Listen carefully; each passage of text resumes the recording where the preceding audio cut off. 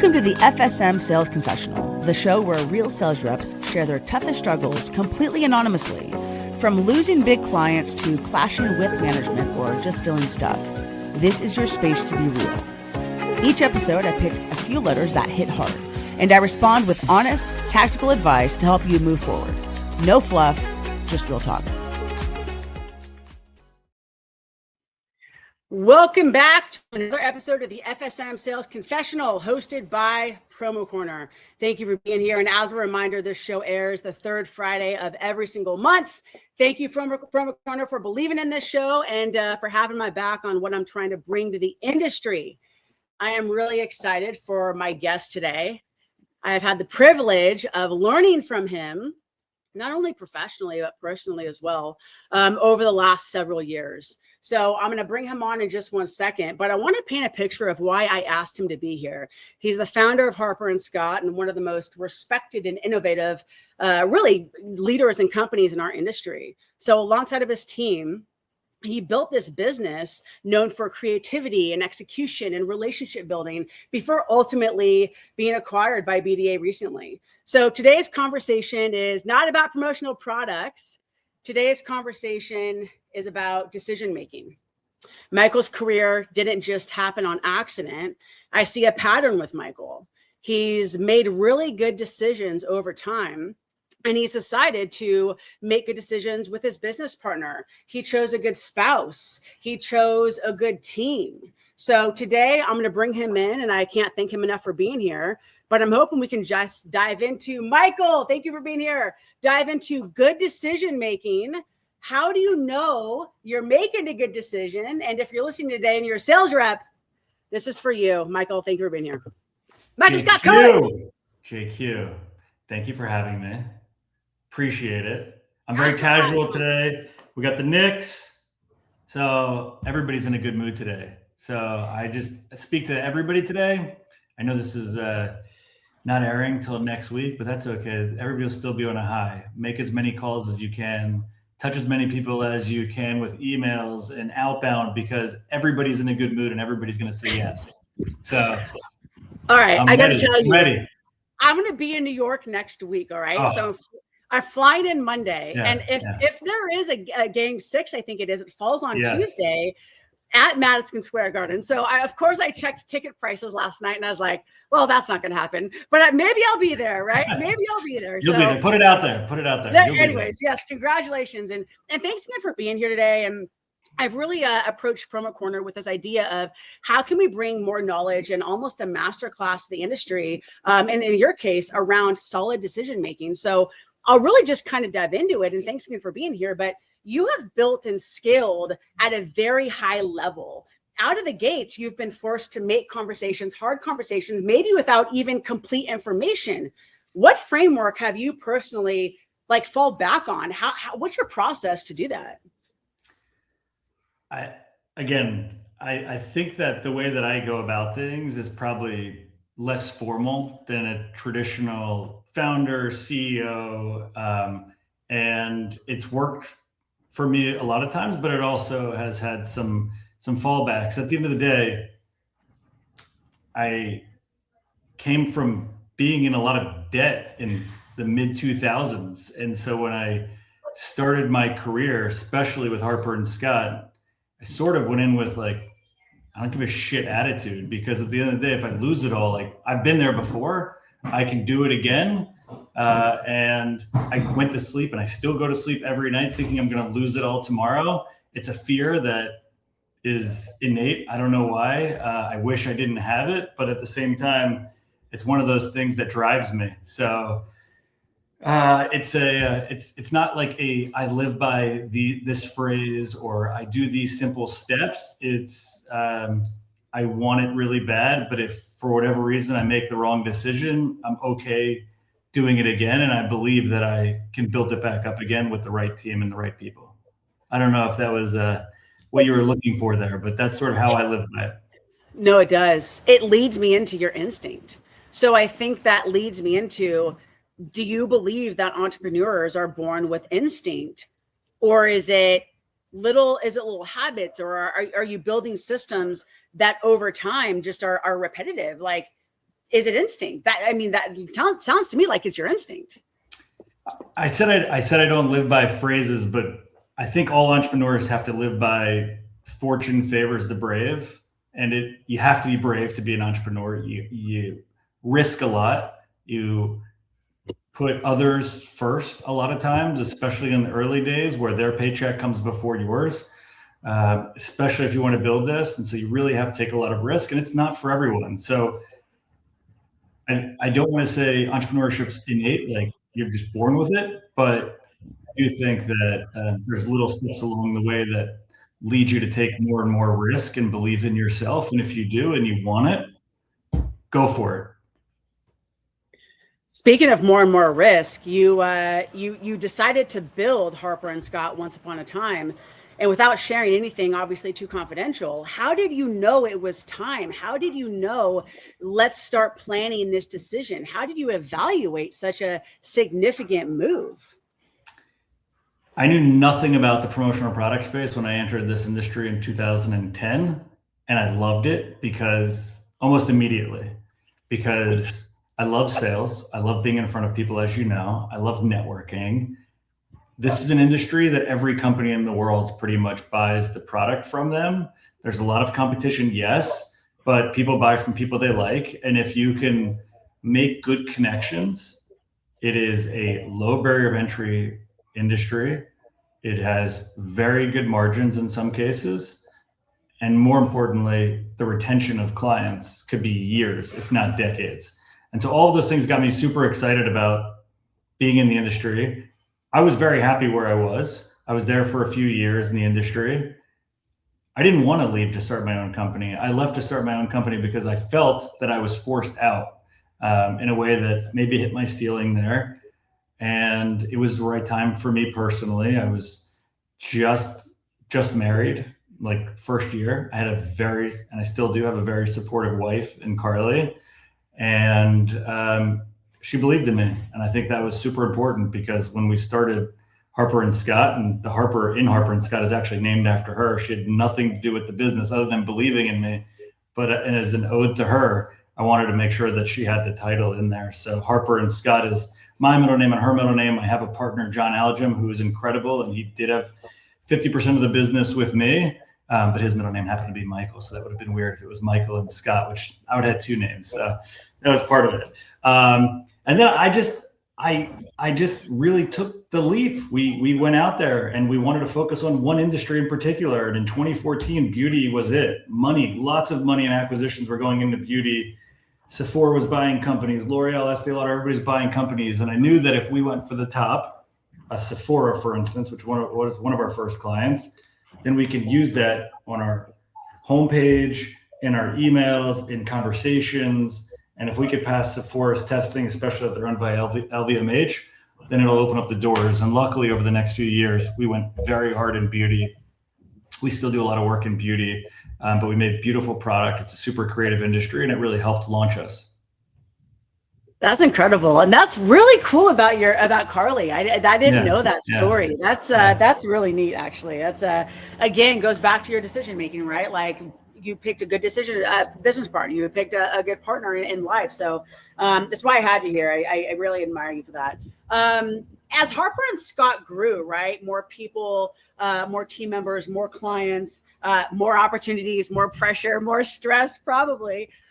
Did you ever decide, okay, these are non-negotiables when we are making a decision? Let's start here. Is there a non-negotiable, or is it just, again, that informal, let's just unpack decision by, each one?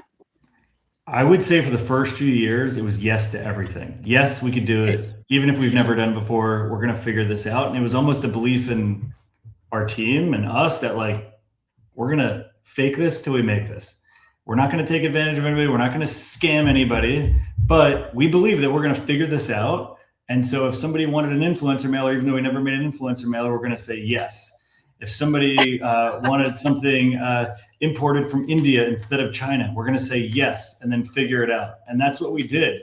And it put a lot of stress on us and the team. Yeah. And sometimes we had setbacks, but we always made sure that we took care of the client. And it really paid off taking a lot of those risks. Eventually, we couldn't say yes to everything. We actually pivoted about 5.5 years after starting Harper and Scott, started saying no, not just to new clients, but to existing clients that weren't spending a certain dollar amount. And that actually helped us grow even more. So we had a pretty big come to head with our executive team of saying, like, we've been saying yes to everybody. Sure. And most of those people spend less than $50,000 a year with us. Look at how many people spend that amount. Are they ever going to get to the $1 million plus where some of our other clients are? We had to be honest with ourselves and say no. So all those hundreds of companies, even though it hurt me to say no to those companies, and it was millions of dollars collectively between that, we made the decision to say no. And then what happened was we took a lot of our effort and our team growing a lot of those companies that we did believe would grow from 200,000, 300,000 up to millions. And then 2 years later, we had double-digit clients spending in the millions versus years prior because we put our attention in the right place. That was not my idea. That was somebody on the executive team that came up with that idea. I, as a salesperson, hated the idea when I first heard of it. I was like, why the fuck would we say no to any business? I don't give a shit if somebody wants $5,000 worth of hats. We are saying yes to that. But they made me realize, and it's true, like, we're wasting so much time, and those smaller clients are your biggest headaches. Focus your energy on who's going to actually spend the money, and you're going to build a long-term relationship with and actually values you. Because the company that's spending $5,000 with you, even though they spend $20 million on promotional products, is in a long-term contract, and they're never going to buy from you in the next few years. You're so spot on, and there's a pattern, right? Like, I could almost reword this as like, can you think of a decision or can you think of a risk? Because the pattern with you is your decisions are around really big risks. And it's actually eye-opening, because my next question was just out of curiosity. Have you ever had a decision that seemed small at the time, but then ended up completely changing the trajectory of things? But I could insert the word risk there, so you're teaching me a lot that, like, there's a lot of risk involved. For sure. Yes. And I see your passion. Like, your passion isn't just in promotional product. Your passion is being in front of people, teaching people, learning from people. Like, you just want to sell, and not because you care about the money. I don't care about the money. Like, I care about the game of it all. Like, I enjoy doing what I'm doing. I love being in front of Delta Airlines or Coca-Cola. I love getting on planes and meeting new people. I love helping people when they reach out to me. Just say, like, can I pick your brain on something? Like, dude, I love that you're a competitor and you're asking me. I'm more than happy to help you, as long as I'm not giving trade secrets or anything like that, which there's not that many in this industry. I love speaking to people that just want to learn. And honestly, I learn a lot from them too, because I'm already 42. When I entered this industry, I was in my 20s, and I thought I was like the trendy cool kid on the block. Well, there's so many trendy cool kids on the block now that can teach me so much that, especially about packaging. And luckily I have 4 kids now. So in the next few years, they're going to continue teaching me a lot. You do have 4 kids. Congratulations. That's really exciting. I actually, it was really neat to see your sister's post, and reminded me a lot about my brother. And so it's really neat to see your relationship anyways. But no, I think that's because when you think about intuition and the role that intuition plays, it really is less of a framework and less of what's on your plate, what's realistic with this relationship. I was going to ask you, how do you personally prioritize where you decide your energy goes? And it sounds like you already called it out, where the realistic opportunity is, where it makes sense for the bottom line, our revenue, right? So you're not going to waste your time. How do you think sales reps? Go ahead. No, I think that's a super important thing also, about where you spend your time, not professionally, personally. Like, I travel a lot for work. That's just part of the business. But I also, when I first started this business, I had a real struggle. I would call it a 10 and 2. If I was a 10 at work, I was a 2 at home. If I was a 10 at home, I was a 2 at work. And that didn't work. And I had a really big struggle with it, because I felt like I was missing things. I didn't want to miss the pitch. I didn't want to miss the flag football game. So I needed to really figure that out. And it took a long time for me to figure out how to be present in both the office, my kids' life, and my wife's life. And I'm still not perfect at it, but I feel really good about where I've been the last few years, and I try not to miss anything. So you see pictures of me taking my son on trips. Like, that's something that him and I do. I want to be there for him. I'm my girl's flag football coach. That's what that trophy is back there. Like, spend a lot of time on weekends on the flag football field, but I love doing that. I never want to miss a soccer game. Like, those are my non-negotiables. In work, like, I really want to plan pitches on my schedule. That's Tuesday, Wednesday, Thursday, if I could do that, because then on Mondays I could help out with my wife. On Fridays I could be here for the weekend. Like, you just sort of have to figure out what works for you. And sometimes the work trip is planned around the vacation trip, because then you could really kill two birds with one stone. You know, like, when my girls, I have twins that are 9.5, when they get to be teens, I think it's going to be really cool for me to tell the client, like, do you mind if I bring my twins along on this meeting? I know it's really weird that I'm asking you this. Like, most people probably don't bring their kids with you to the meeting, but I think for me, I'm going to be on an airplane 2 out of the 7 days of the week. I'd love to have my kids with me on that. They could learn a lot, and they'll be the note takers. We'll give them something to do. But I also think it'll make it more personal with the client, right? Because, like I said, people buy from people they like. But, yeah, you know, like, it's going to make me feel more human, because I am. Like, I want to bring my kids on the work trip because I want to spend more time with my kids. But I also do want to be on the work trip. So I don't know. It's still a balancing act. It makes sense. I wish I had my pen. I want to write down this 10 and 2, what you said about 10 and 2. And I think I've been there, right? Where I've come home and I'm a 2. And I love that analogy. Thanks for sharing that. It's actually good reflection for me even. So thank you for mentioning that. And the dance videos, bro. I love when you break in and get the dance videos. Those have been really fun. And Michael Scott Cohen, you were on the All-Man 18 this year for PPAI. So putting some really good stuff out there regarding sales and business and entrepreneurship. Really, one of my final questions to you, to kind of bring it back, just as a leader and as you have an audience, right? There's a lot of sales reps and leaders that are going to be listening to this, and they could feel overwhelmed with pressure and sales and uncertainty and noise. What would be your advice for making calm, intelligent decisions when everything feels chaotic around you? Perfect is the enemy of good. Don't wait until it's perfect. Just start throwing shit up against the wall and something's going to stick. So I say, do it. Like, we had an opportunity during COVID time. We did a really good job selling hand sanitizers and masks. It kept everybody employed. We did one of our best years during those 6 months of 2020. It was a crazy time at Harper & Scott. We had some advice from some people that said, furlough, shut it down. We said no, immediately started selling the PPE, right? But we did miss out on a big opportunity. The big opportunity was we had access to COVID test. And instead of just selling it, we thought it'd be cool to launch an app where you can, like, download and do all this. Building that app took us 12 months. By the end of the 12 months, nobody needed our COVID test anymore. I've missed out on a lot of opportunities by waiting too long and waiting for the perfect to be there. But I would just say, if you want to do something, just do it, because fortune favors the brave. And I'm 42 and, like, I'm just getting started. I really am. Like, I swear to God, like, having this 4th kid, and he just turned 1 month old today. So he was born on May 11th. Today's June 11th for all those that are watching this later. It puts things into perspective to say, yes, I built a great company. I got very lucky to be surrounded by really great people at Harper & Scott. And I love Harper & Scott for the last 12 years. And I'm really finding my groove with this transition with BDA. But I'm 42 years old and I've just gotten started. And I can't wait to see what the next decade is going to bring, because it's going to be awesome. I'm excited. So yeah, I'm get excited started. For you. You got me amped up. Let's go. All right. Let's have some fun. I'm going to go rapid fire round with you. Okay.